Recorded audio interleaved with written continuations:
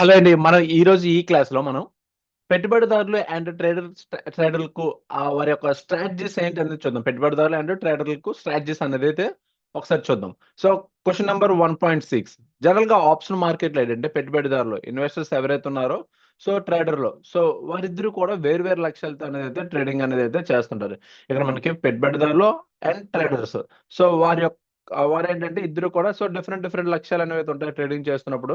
అందువల్ల ఏంటి వారి అవసరాలకు అనుగుణంగా వేరు వేరు ఆప్షన్ స్ట్రాటజీస్ అనేవైతే అవసరం అవుతాయి. వారికి ఏవైతే ఉన్నాయో వారికి అవసరాలకు అనుగుణంగా వేరు వేరు ఆప్షన్ స్ట్రాటజీస్ అనేవైతే అవసరమైనవైతే అవుతాయి.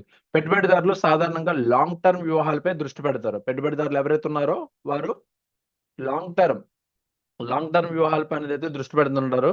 అదే ట్రేడర్‌లు షార్ట్ టర్మ్ ఎవరైతే ఉన్నారో షార్ట్ టర్మ్ లాభాల కోసం చురుకుగా మార్కెట్‌లోకొచ్చి వెళ్ళే చర్యలనైతే చేస్తుంటారు. ఇక్కడేంటంటే మనకి ఇప్పుడు ఎవరైతే ఇన్వెస్టర్స్ ఉన్నారో వాళ్ళు లాంగ్ టర్మ్ కోసం అంటే లాంగ్ టర్మ్ అంటే వారి యొక్క స్ట్రాటజీస్ అన్నీ కూడా లాంగ్ టర్మ్ స్ట్రాటజీస్ పైన ఆధారపడుతుంటాయి.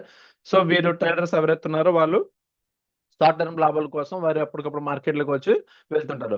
వాళ్ళ కోసం అంటే పెట్టుబడిదారులు ఎవరైతే ఉన్నారో వాళ్ళ కోసం ఫస్ట్ మనం స్ట్రాటజీ చూద్దాం. ఫస్ట్ పెట్టుబడిదారులు వారి యొక్క స్ట్రాటజీస్ ఏంటనేదైతే ఒకసారి చూద్దాం. ఇందులో వచ్చిందేంటంటే ఫస్ట్ కవర్డ్ కాల్. సో ఇక్కడ స్టాక్‌పై రెగ్యులర్ ఆదాయం పొందడానికి పెట్టుబడిదారులకు సేఫ్ అండ్ కన్సర్వేటివ్ వ్యూహం. ఓకేనా? ఇక్కడేంటంటే కవర్డ్ కాల్ వచ్చేటప్పటికి అంటే వాళ్ళు ఏదైనా సరే పర్టిక్యులర్‌గా ఒక స్టాక్‌పై రెగ్యులర్ ఆదాయం పొందడానికి పెట్టుబడిదారులేంటంటే మనకి సేఫ్ అండ్ కన్సర్వేటివ్ వ్యూహం అనేదైతే ఇది కవర్డ్ కాల్ అని అంటాం. ఇది అంటే తర్వాత ఫర్దర్‌గా వచ్చే క్లాస్‌లో మనం కవర్డ్ కాల్ అంటే ఏంటని దానికోసం మనం మాట్లాడుకుందాం. అండ్ సెకండ్ వచ్చేటప్పటికి ప్రొటెక్టివ్ పుట్. సెకండ్ వచ్చేదేంటంటే ప్రొటెక్టివ్ పుట్ అంటే స్టాక్ విలువ పడిపోయే ప్రమాదం ఉన్నప్పుడు డౌన్ సైడ్ రక్షణ కోసం మనం వాడేదేంటంటే ప్రొటెక్టివ్ పుట్.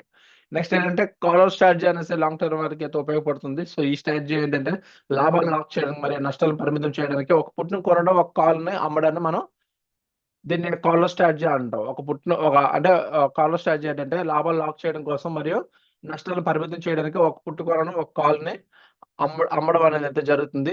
నెక్స్ట్ అంటే లీప్స్ ఆప్షన్ అంటే ఏంటి దీర్ఘకాలిక ఆప్షన్స్ ద్వారా లాంగ్ టర్మ్ డైరెక్షనల్ బెట్స్ పెట్టే పెట్టుబడిదారులకు ఈ లీప్స్ ఆప్షన్ అనేదైతే ఉపయోగపడుతుంది. మనం ఇన్ డెప్త్‌గా అనేదైతే అంటే కవర్డ్ కాల్ అంటే ఏంటి, ప్రొటెక్టివ్ పుట్ ఏంటి, ఇవన్నీ కూడా మనం ఇన్ డెప్త్‌గా వచ్చే క్లాస్‌లో అనేదైతే మనం మాట్లాడుకుందాం.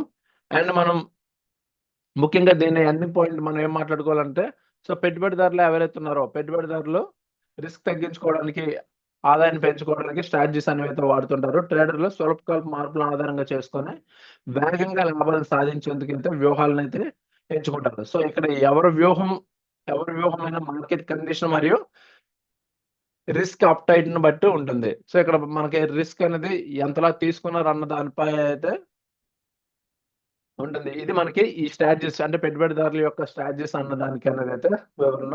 ఐ హోప్ మీకు అర్థమైందనుకుంటున్నాను. Thank you.